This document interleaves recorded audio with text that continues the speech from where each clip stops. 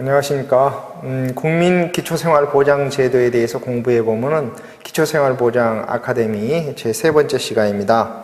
오늘은 가구의 범위와 부양 의무자에 대한 얘기를 해보도록 하겠습니다.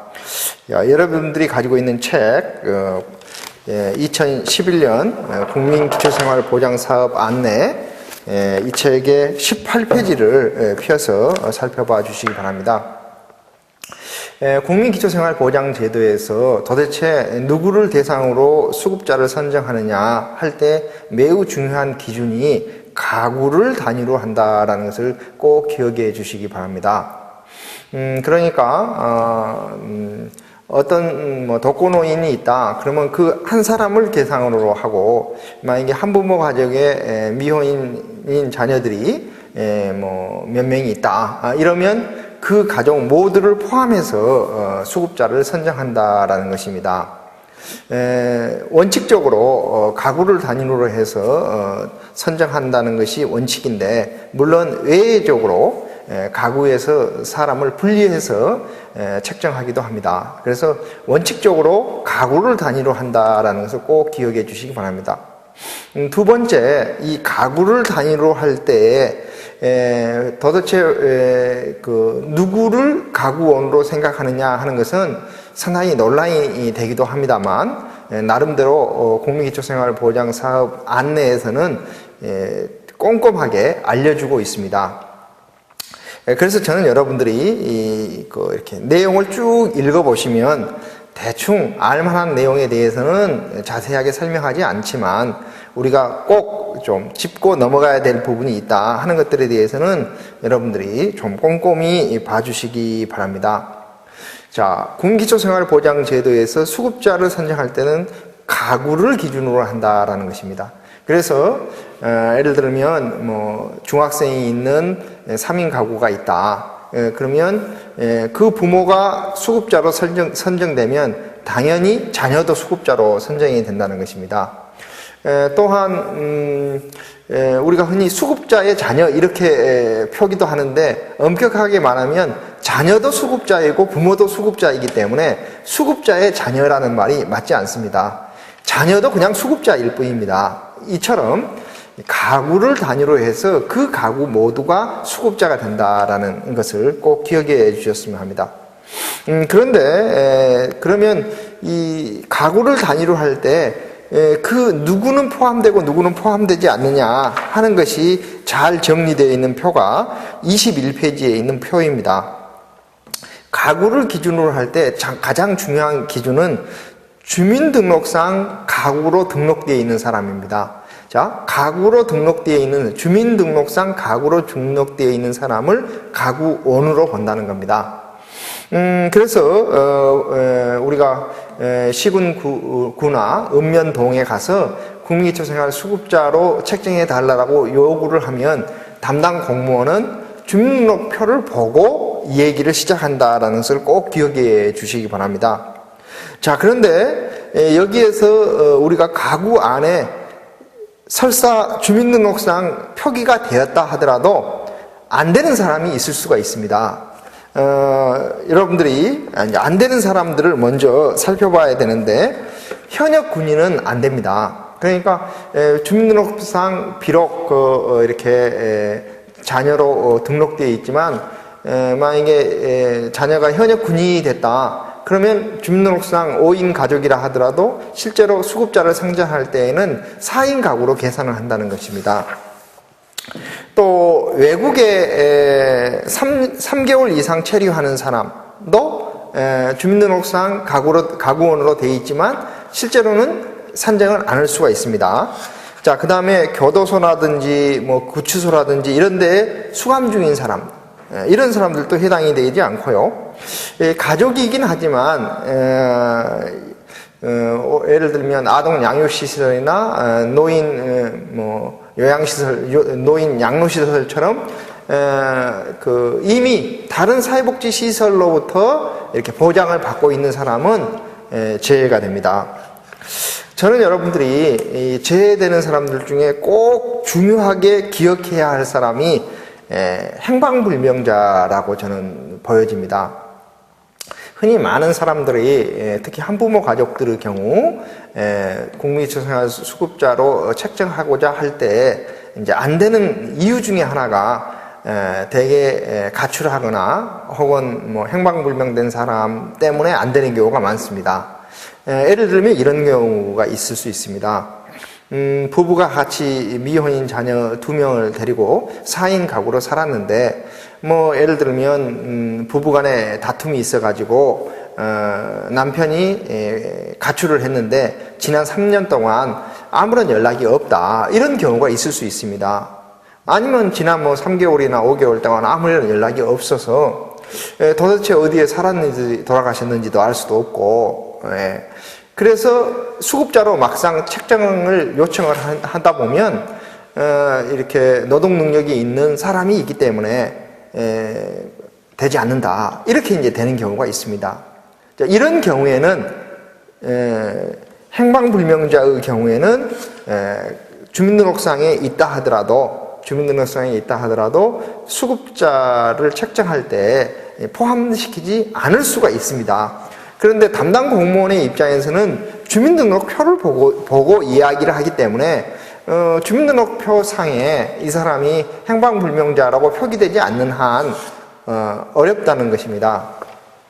그래서 여러분들이 꼭 알아두셔야 될 것은, 이처럼 가출을 했거나 실종이 되어가지고 도대체 어디서 무엇을 하고 사시는지 모르는 분이 있다라면, 특히 이런 경우가 많습니다. 한부모 가족이나 조선 가족이나 이런 경우에는 그 행방불명된 사람을 이렇게 여러분들의 주거지에 있는 파출소라든지 혹은 뭐 지구대라든지 경찰서가 있지 않겠습니까? 여기에 가서 가출인 신고를 먼저 하시기 바랍니다. 그러면 가출인 신고를 해서 한 달 안에 뭐 이렇게 특별히 그 사람을 어디에 있는지를 찾는다든지 이런 구체적인 과정이 없으면 한 달 이후부터서는 이 사람을 가출인으로 인정을 해주고 있습니다. 그래서 그 사람이 가출이라는 것을 증빙하는 서류를 내면 비록 살아있는지 돌아가셨는지는 알 수는 없다 하지만 일단은 그 사람이 제외가 되니까 나머지 사람을 대상으로 수급자를 책정할 수 있다라는 점을 꼭 기억해 주시기 바랍니다. 그러면 이제 포함되는 사람은 누구냐? 주민등록상에 되어 있는 일반적으로 뭐 이렇게 배우자라든지 30세 미만의 미혼자라든지 사실혼 관계에 있는 배우자라든지 이런 사람들이 다 포함됩니다. 그런데 또다시 이제 우리가 좀 관심 있게 봐야 될 것이 이런 경우입니다. 특히 그 수급자를 책정할 때 또 논란이 되는 것 중에 하나가, 현재 우리나라의 수급자를 책정할 때에는 뭐 특별한 그 경우가 없을 때에는 대개 부모와 자녀가 일반적으로 한 가구입니다. 또 경우에 따라서는 형제도 가구가 포함될 수도 있고 안 될 수도 있는데요. 이런 경우가 있을 수 있습니다. 형이 결혼을 해서 동생하고 함께 산다. 그러면 아니면 뭐 형이 결혼하지 않았다 하더라도 동생이랑 같이 산다. 이럴 때에는 이촌간입니다. 그래서 이 이촌간의 경우에는 두 사람이 한 가구에서 함께 살면 부양 의무가 있는 것으로 보고 따로 살면 부양 의무가 없는 것으로 봅니다. 그러니까 뭐 좀 냉정하게 얘기해서 더러 그런 경우가 있을 수가 있습니다. 예를 들면 미혼인 자녀들이 대개 뭐 2-3명이 있는 한부모 가족이 현행 우리나라 법에서는 대체로 이 제일 마지가 경제활동을 하게 되면 그 가정은 대체로는 수급자에서 이렇게 탈락되게 됩니다. 그런데 부모의 입장에서는 둘째도 있고 셋째도 있는데 수급자에서 탈락되게 되면 대개 어떻게 됩니까? 생계급여를 못 받을 뿐만 아니라 교육급여, 의료급여, 주거급여 등을 다 못 받게 됩니다. 그러니까 어떻게 보면 수급자인 자녀가 있다. 그러면 첫째의 경우에는 대학도 보내고 하지만 둘째나 셋째의 경우에는 그렇게 하기가 어렵다는 거죠. 이제 이런 경우에 현재 우리나라의 규정에 의하면 생계를 같이 한다라는 것을 대단히 중요한 기준이 주민등록상 같은 주소를 두고 함께 살고 있느냐 이런 겁니다. 예를 들면 그런 한부모 가족이 광주에서 다 함께 살고 있다. 그러면 이 가정은 한 가구로 봅니다. 그런데 예를 들면 이렇게 직장을 가진 한 자녀가 만약에 대전에서 살고 있다. 그러면 이제 주민등록상 대전으로 이사를 해놓지 않으면 이 경우에는 광주에 있는 한 가구로 보기 때문에 대체로 수급자에서 바로 박탈됩니다. 탈락됩니다. 그런데 만약에 이 자녀가 이제 대전으로 이사를 해가지고 산다. 그러면 한 가구의 구성원으로 보지 않고 이 경우에는 별도로 살고 있기 때문에 별도로 사는 사람은 부양 의무자로 보고 그 한 가족의 소득이나 재산을 판정할 때에는 포함시키지 않습니다. 다시 한번 말씀드리면 한 3인 가구 정도 된다. 그러면 3인 가구의 최저 생계비가 지금 한 110만 원가량 되지 않습니까? 좀 더 정확하게 보면 3인 가구의 최저 생계비가 2011년에 117만 원입니다. 그러면 예를 들면 어머니가 한 50만 원 정도 그동안에 소득이 있었다. 그러면 이 가정의 경우 별도의 재산이 없다면 약 한 60만 원 내외 정도의 생계급여를 받았을 것입니다. 그런데 만약에 큰 아이가 이제 직장을 가져가지고 만약에 70만 원을 벌게 됐다. 그러면 어머니가 번 돈하고 자녀가 번 돈을 합치면 120만 원 가량이 되기 때문에 수급자에서 탈락이 되죠. 그런데 만약에 이런 경우 이 자녀가 대전에서 살고 있고 가족들은 광주에서 살고 있는데 주민등록상 한 가구로 되어 있는 경우에는 소득과 재산을 바로 합산을 하지만 주민등록상 별도의 가구로 되어 있는 경우에는 자녀는 새로운 가구로 본다는 것입니다. 그래서 자녀의 경우에 이제 1인 가구이기 때문에 1인 가구의 최저 생계비가 53만 원입니다. 그리고 이 1인 가구의 최저 생계비의 130%에 해당되는 금액이기 때문에 한 70만 원 정도의 소득이 있다. 그러면 사실상 부모에게 부양할 돈을 부모에 부양할 수 있는 돈이 사실상 거의 없는 것이 되게 되겠죠. 따라서 이 가구의 구성은 굉장히 중요한 의미를 가지고 있다는 것을 꼭 기억해 주시기 바랍니다. 실제로 국민기초생활수급자의 경우에는 일반적으로 이루어지는 대체로 부부 플러스 미혼인 자녀로 구성되어 있는 가구하고는 좀 거리가 먼 경우가 많습니다. 한부모 가족도 많고 조선 가족도 많고 또 형제 가족도 들어있기도 합니다. 그래서 이제 어떤 경우에는 수급자로 책정되고 어떤 경우에는 수급자로 책정되지 않을 수가 있는데 이런 내용들은 특히 국민기초생활보장제도에 대해서 잘 이해를 하시고 어떤 경우에 포함되는지 어떤 경우에 포함되지 않는지 하는 것들을 잘 살펴봐 주시기 바랍니다. 특별히 수급자의 경우에는 뭐 이렇게 수감 생활을 하는 경우도 들어 있고 가족들 중에 또 행방불명된 사람들이 적지 않습니다. 뭐 꼭 행방불명이다라고 말하기는 참 어려워. 우리는 과거에 행방불명된 사람들을 실종자다 이렇게 했는데 사실 실종자 판정을 받기는 대단히 법적으로 어렵습니다. 그런데 가출인의 경우에는 비교적 그렇게 어렵지 않기 때문에 실제로 지난 몇 년 동안 내왕이 없는 사람이라 하면은 특히 독거노인들 중에 그런 분들이 많습니다. 자녀하고 뭐 2년, 3년 동안 아무런 내왕도 없는데 단지 자녀가 있다는 이유로 만약에 수급자 선정이 안 된다. 그러면 이런 경우에는 가출인 신고를 해서 결국은 그 가출인 신고가 된 사람은 동일 가구원으로 보지 않는 것이기 때문에 그 가구원의 소득과 재산은 보지 않는 거거든요. 그래서 이런 점들을 잘 살펴봐 주시기 바랍니다. 또한 이천후 경우 동거하고 있는 경우에는 동일 가구로 보는데 동거하지 않는 경우에는 부양 의무 자체가 없습니다.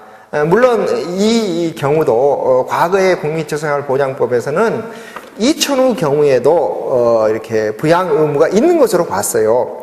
그래서 예를 들면 어떤 할아버지가 굉장히 어렵게 사는데 자식은 별로 가진 것이 없는데 손자가 좀 비교적 넉넉하다. 그러면 손자가 할아버지를 모실 의무가 있다. 이렇게 되어 있고, 예를 들면 뭐 이렇게 부모는 별로 이렇게 소득 능력이 없고 재산도 없는데 손자가 있는데 할아버지 할머니가 비교적 넉넉하다. 그러면 할아버지 할머니가 손자 손녀를 부양할 의무가 있다 하는 것이 과거의 국민기초생활보장법이었습니다. 그런데 최근 몇 년 동안 꾸준하게 이 부양 의무자의 기준을 어떻게 할 것이냐, 또 가구의 범위를 어떻게 할 것이냐 하는 것들에 대해서 논란이 많으면서 결국은 가구의 범위를 비교적 좀 축소해서 해석하고 부양 의무자의 범위를 비교적 축소하는 쪽으로 국가의 법이 바뀌고 있는 것입니다.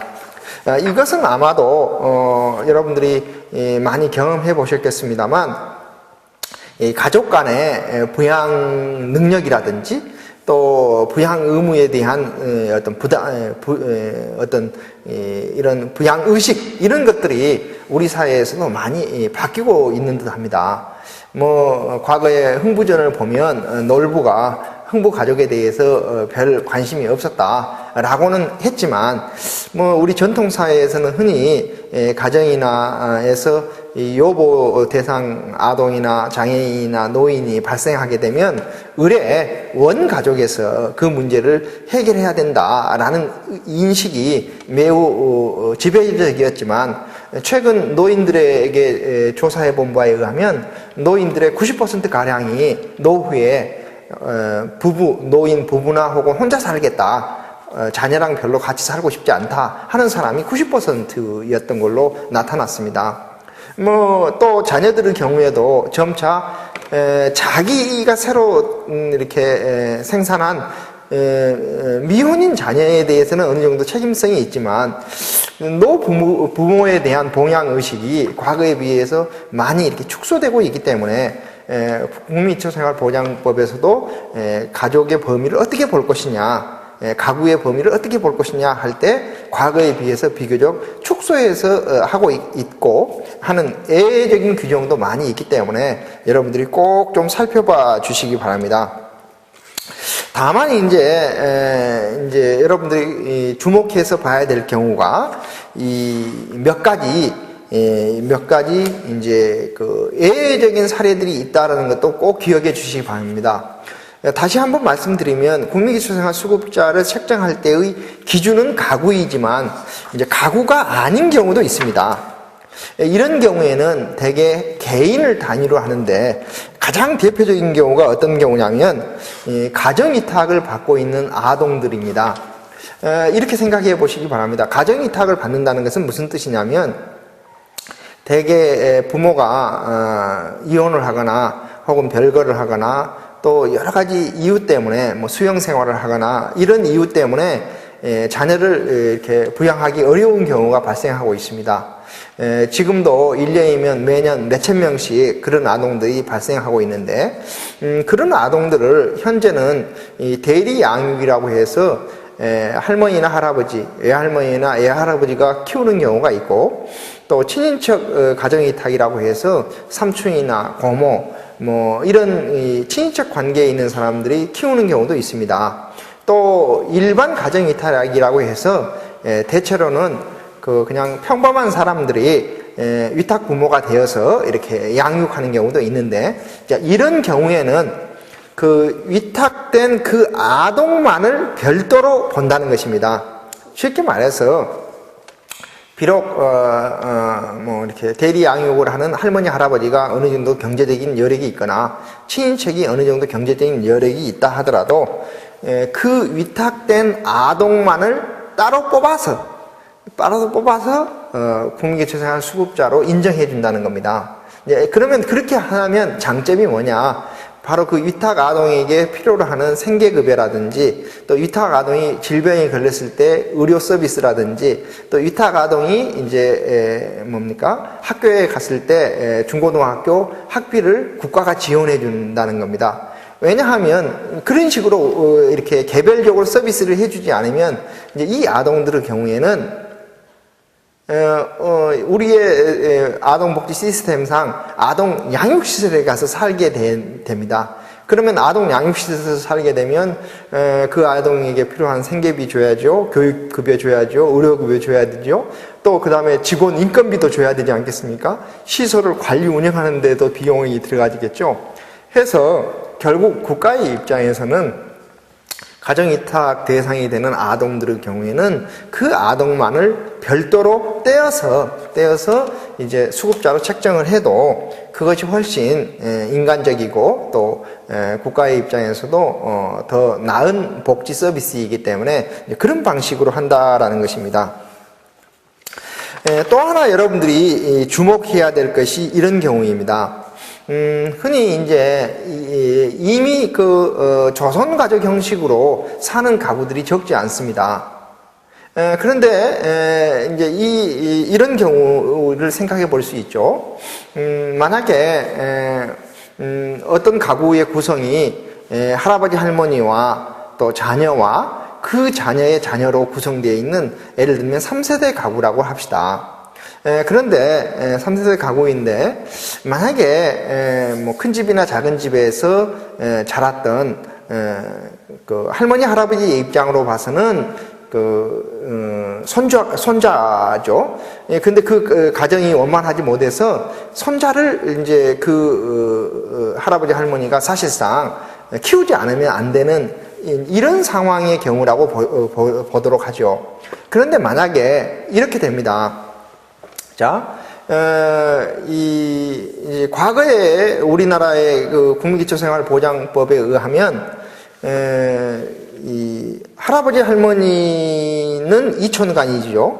그러니까, 과거의 경우에는 이런 경우에 부양 의무가 있다라고 보았습니다. 그런데, 만약에 이 아이를 별도의 가구에서 살게 되면, 이제 이 경우에는 어떻습니까? 별도의 가구에서 살면 그 어린 아동만 남기 때문에 과거에는 우리가 소년가장으로 지정을 해서 사실상 국민기초생활 수급자로 책정을 해주었습니다. 자, 그런데 같이 살면 더 좋은데 이제 그 법적으로는 분리 가구를 해놔야 수급자가 책정되는 이런 불합리한 점들이 있었습니다. 또한 이런 경우를 우리가 상상해 볼 수가 있습니다. 이제 이렇게 출가한 딸이나 이런 경우 이제 우리가 출가 애인이라고 해서 별도의 가구가 되죠. 그런데 만약에 결혼 생활이 원만하지 못해 가지고 이혼을 했다. 그래서 이혼을 해서 다시 원가족하고 함께 살게 된다. 그러면 우리는 가구라는 것은 어떻게 봤다 그랬죠? 이렇게 일촌 안에 있는 혈족들은 다 가구로 보는 겁니다. 그리고 이촌이라 하더라도 함께 살고 있는 사람은 다 가구로 보는 거예요. 자, 그러면 이 경우 결혼한 딸이 이제 원가족으로 들어오게 되면 현재 우리나라의 법상으로는 한 가족으로 본다는 겁니다. 자, 그런데 이럴 경우 사회적인 통념으로 봐서 결혼 전에는 한 가족이었지만 결혼한 이후에 이제 분리되었던 가구가 다시 합쳐지게 되면 이제 현행법에 의하면 어머니와 딸 간의 관계, 아버지와 딸 간의 관계는 일촌이기 때문에 한 가구로 본다는 것입니다. 이게 이제 논란이 될 수가 있는 거죠. 결국은 이 가구가 분리되어 있으면 한부모 가족의 지원을 받을 수도 있는 그런 처지에 있는 사람이 부모님 댁에 가서 함께 살게 되면 지원을 못 받게 되게 되는 거죠. 자, 그러면 여러 가지 상황으로 봐서 예를 들어서 손자네 양육이라든지 또 서로 정서적으로 유대감이라든지 이런 걸로 봐서는 한 가구로 사는 것이 바람직한데 법적으로는 그렇게 하면 수급자가 책정되기가 어렵지 않느냐, 이런 문제가 있다는 것입니다. 그래서 이런 경우에는 결혼한 딸이 예를 들면 이혼을 해가지고 자녀를 데리고 왔다든지 할 경우에는 비록 함께 산다 하더라도 그 결혼한 딸과 자녀들만을 이렇게 한 가구로 본다는 것입니다. 그렇게 해서 수급자로 책정해 줄 수도 있다는 것입니다. 또한 반대로 이런 경우를 생각해 볼 수 있습니다. 결혼한 딸이 이제 이렇게 가족을 이루어서 살고 있었는데, 예를 들면 친정 부모가 함께 이렇게 생활하시다가 이제 그 중에 한 분 배우자가 돌아가신다든지 이래가지고 야 이제 뭐 딸 집에 가서 좀 살까? 이런 처지에 있는 경우도 있을 것입니다.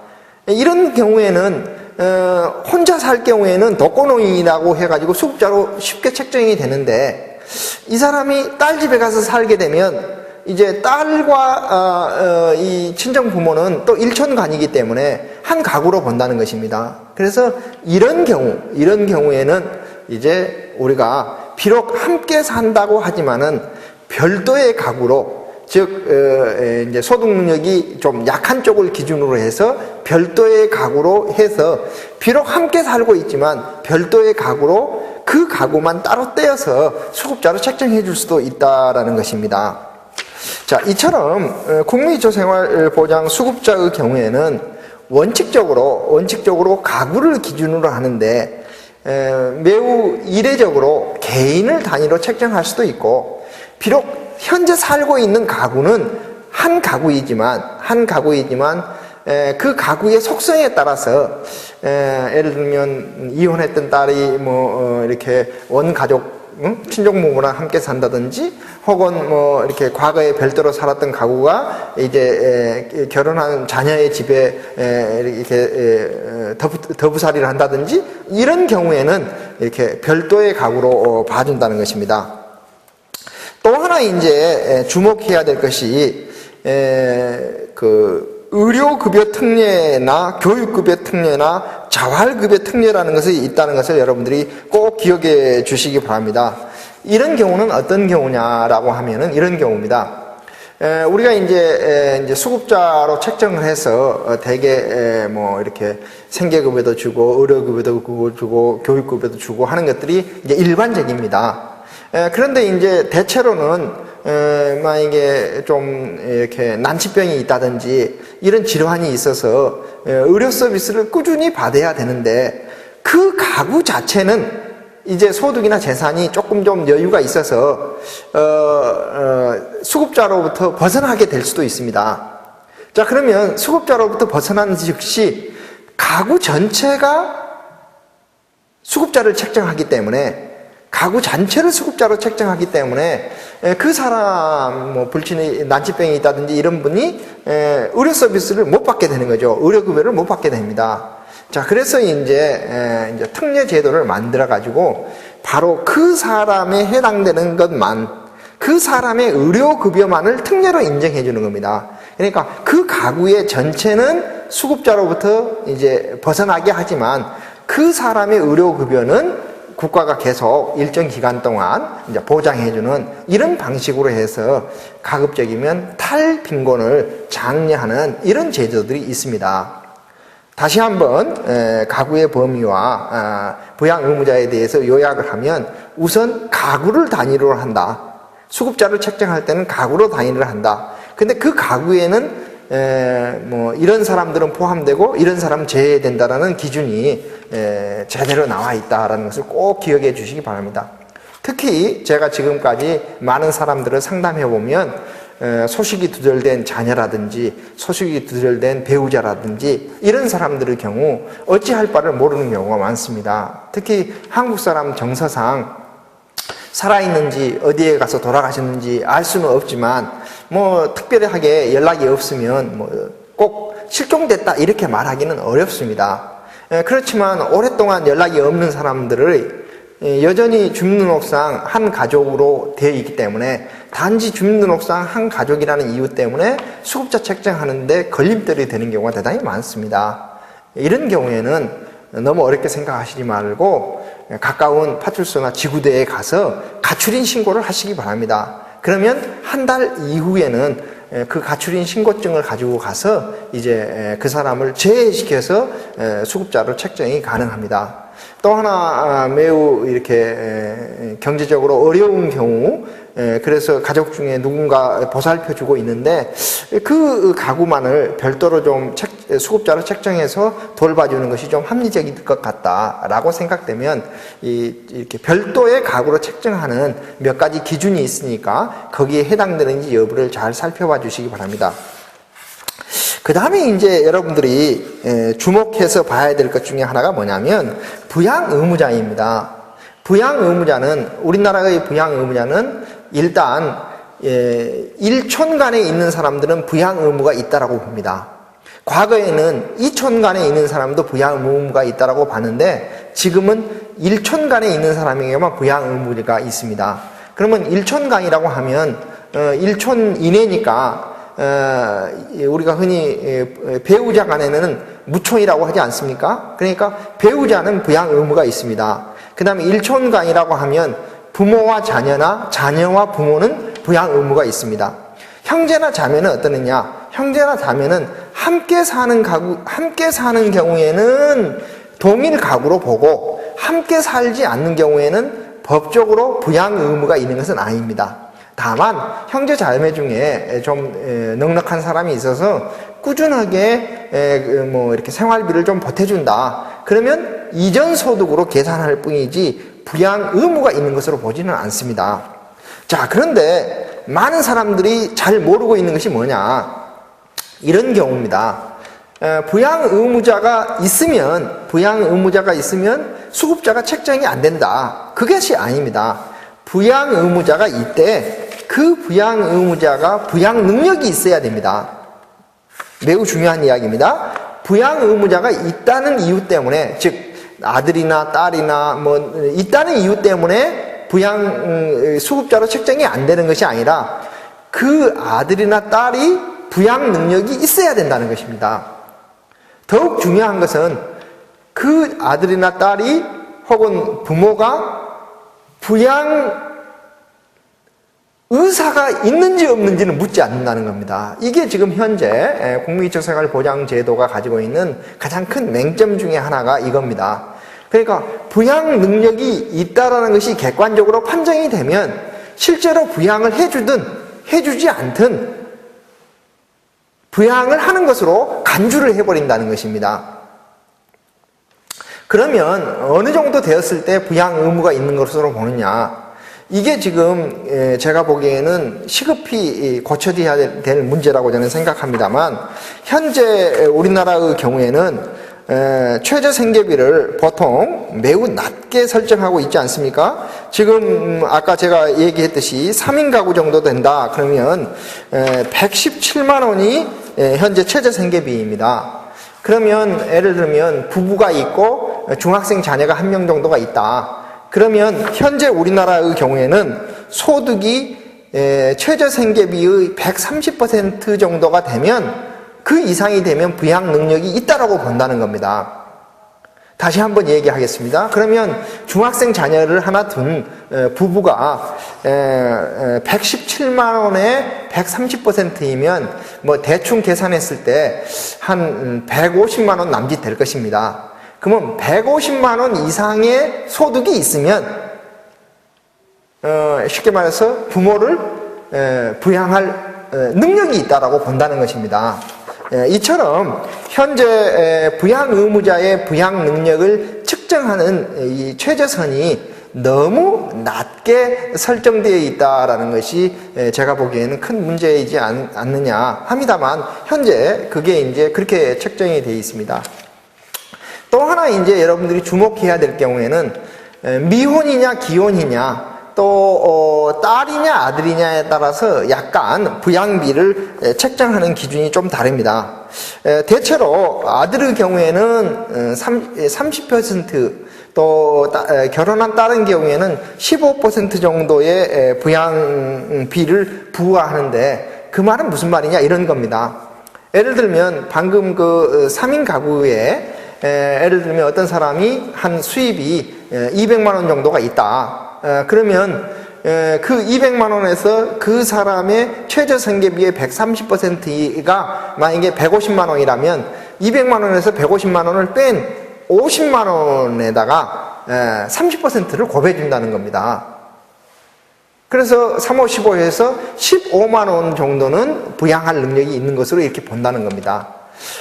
또 결혼한 딸의 경우에도 15%를 지금 곱해주고 있습니다. 근데 대부분의 경우 사실상 우리 한국 사회에서는 부양 의무자가 중증 장애인이라든지 부양 의무자가 노인이라든지 18세 미만의 아동이라든지 하는 경우가 아니면 대부분의 경우 부양 의무자가 있다는 이유로 수급자 책정되기가 어려운 것이 현실입니다. 그 이유는 뭐냐? 최저생계비의 130% 이상만 되면 일단 부양 능력이 있다라고 간주하기 쉬운 구조로 만들어져 있습니다. 또 하나 이제 대체로 요즘 독거노인들의 문제가 심각하기 때문에 독거노인의 문제를 보면 그 자녀들의 모든 소득과 재산을 다 본다는 것입니다. 그런데 자녀들이 결혼을 했으면 배우자는 또 무촌이기 때문에 배우자도 부양 능력이 있다라고 보는 겁니다. 부양 의무가 있다고 보는 거죠. 그래서 예를 들면 이런 겁니다. 만약에 저희 경우 장인 장모가 어렵게 사신다. 그러면 그 결혼한 딸들 재산뿐만 아니라 딸들의 소득뿐만 아니라 그 사이들의 재산과 소득에 대해서도 다 관심 있게 살펴볼 수 있게 돼 있고, 또 특히 아들인 경우에는 그 아들뿐만 아니라 아들의 배우자인 며느리의 소득과 재산까지도 다 추적해서 살펴볼 수 있도록 되어 있는 것입니다. 그래서 저 같은 경우는 지금 아버지 어머니의 입장에서 보면 자녀들이 5명인데 그 5명 중에, 그러니까 배우자까지 포함하면 10명 아닙니까? 그 10명 중에 사실상 어느 정도 수입이 있는 직업을 가지고 있는 사람이다 라고, 그 10명 중에 단 1명만이라도 있으면 결국은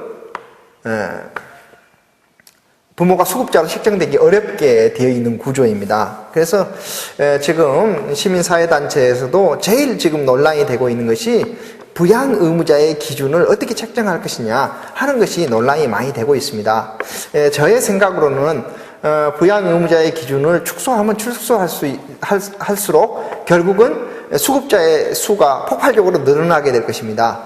현재 전체 수급자가 약 한 150만 명에서 160만 명 사이인데, 많은 공신력 있는 기관들은 부양 의무자 기준을 철폐하게 되면 아마도 수급자가 350만 명에서 400만 명으로 늘어날 것이다, 이렇게 얘기를 하고 있습니다. 그래서 또 일시에 그렇게 많은 수급자를 늘리는 것도 정부의 재정 부담 등을 고려해 볼 때 어렵기 때문에 제 생각으로는 부양 의무자에서 부양 의무자의 그 부양 능력의 기준을 현재는 최저생계비의 130%로 삼고 있는데, 그 130%라는 것이 과연 최저생계비의 130% 정도 된 사람이 자기 먹고 살기도 힘들지 부모나 자녀나 이런 다른 사람들에게 부양할 능력이 있다라고 보는 것은 사회상규에 좀 어긋나지 않나 싶습니다. 그래서 저는 연차적으로 처음에는 최저생계비의 150%라든지 두 번째 해는 최저생계비의 170%라든지 해서 점차 이 최저생계비에 보다 그 부양 의무자도 나름대로 자기 삶을 누리고 그 다음에 부양을 의무자의 그런 역할을 해야 되는 것이 사회상규에 맞지 않는가 싶습니다. 그런 점에서 저는 부양 의무자의 부양비를 어떻게 책정할 것인가 하는 것이 향후 굉장히 중요한 과제이지 않을까 싶습니다. 하지만 현재 상태로서는 여러분들이 35페이지에 있는 표를 잘 보시면 이제 어떤 경우 수급자로 책정되고 어떤 경우 수급자로 책정되기 어려운지 하는 것들을 살펴볼 수 있도록 되어 있습니다.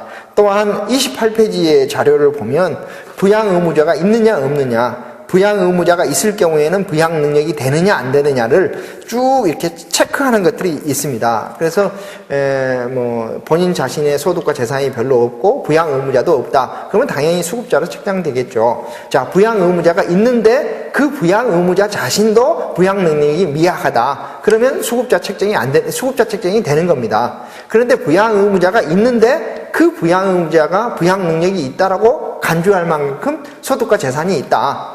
그런데 그 간주할 만큼이라는 기준이 정부에서 보는 기준은 매우 낮습니다. 그래서 조금만 소득과 재산이 있어도 부양 의무가 있다라고 간주해 버린다는 거죠. 그래서 결국은 많은 독거노인들이 자식이 왼수다 이런 말을 하는 경우가 많습니다.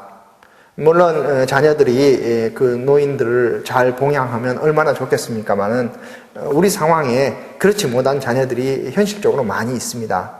또 이렇게 자녀들의 입장에서도 특히 어린 자녀들의 입장에서는 부모들이 뭐 갈등이 있다든지 해가지고 자녀의 양육을 기피한 경우가 적지 않습니다.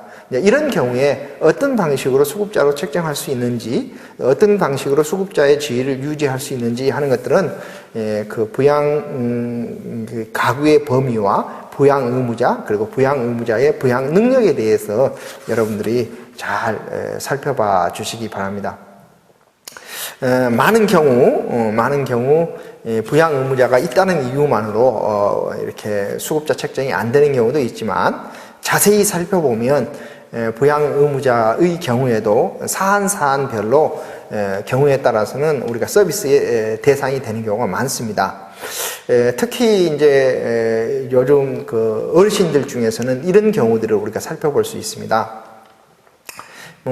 예를 들면 우리 전통사회에서는 뭐 부부가 결혼을 해가지고 살다가 만약에 아들을 못 낳는다 뭐 이런 이유 때문에 대개 이렇게 첩을 얻은 경우가 적지 않아 있었습니다.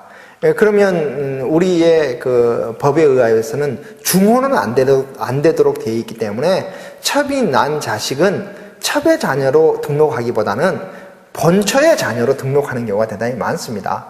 그래야 이제 그 가계의 개통을 이룰 수 있기 때문에 그렇죠. 그런데 이제 세월이 지나서 이제 할아버지가 돌아가셨다고 합시다. 그러면 본 부인의 입장에서는 법적으로는 자기 자녀가 있지만 실제로 그 자녀는 첩의 자식이기 때문에 그 자녀는 자기의 생모에게 용돈을 주는 경우는 많겠지만 법적인 부모인 쉽게 말해서 큰어머니에게 이렇게 생계비를 드리는 경우는 많지 않을 것입니다. 그런데 이제 법적으로는 이게 첩의 경우, 즉 생모의 경우에는 자녀가 없는 걸로 되어 있고 큰어머니의 경우에는 자녀가 있는 것으로 되어 있기 때문에 많은 독거노인들이 영감탱이가 살아서도 속을 썩히더만 죽어서까지 나 속을 썩힌다 이런 경우가 있습니다. 이런 경우는 돌아가신 영감탱이만 뭐 나쁘다고 말할 수 없습니다. 이런 경우에는 주변에 그런 가구의 사정을 알만한 사람들의 이렇게 보증을 받아서 동사무소에 가서 사실은 제가 자녀가 있지만 이 자녀는 이러이러한 과정이 있어서 법적으로는 내 자녀이지만 실제로는 어머니가 따로 있습니다. 따라서 그 자녀가 나에게 용돈을 주면 좋겠지만 용돈을 주고 있지 않고 있기 때문에 사실은 법적으로 내 자녀이지만 부양을 내가 받을 수 없는 상황입니다 라는 것을 잘 설명을 하면 또 그것을 이웃 사람들이 보증을 해주면 이런 경우에는 수급자로 쉽게 책정될 수가 있을 수도 있습니다. 따라서 저는 이런 내용들을 복지관이나 노인복지관이나 장애인복지관 혹은 각종 재가사업을 하고 있는 사회복지사들이 좀 잘 알아서 그 가정의 내용들에 맞게 좀 설명을 해주고 필요하면 적극적으로 서류를 꾸미는 방법들을 알려드려서 그분들이 적절한 보호를 받도록 하는 것이 꼭 필요하지 않을까 싶습니다. 오늘 강의 이 정도로 마치도록 하겠습니다. 감사합니다.